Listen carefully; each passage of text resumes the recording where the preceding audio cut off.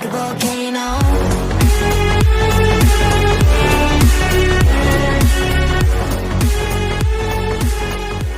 Yo, what is up, guys? Dark Pro Gamer YT here. Welcome to the 112th episode of the MP Tune Review series, where today we are looking at this car right here. This is the HTT Pléthore LC 750, which I have tuned at 1771. The tune that I did is 071010. Quite a recognizable tune if you remember the Mosler Super GT. Now, let's go over the stats here for this car. The top speed is decent. It is 477, 478 kilometers an hour, sometimes 479. The acceleration is faster than I expected for this car.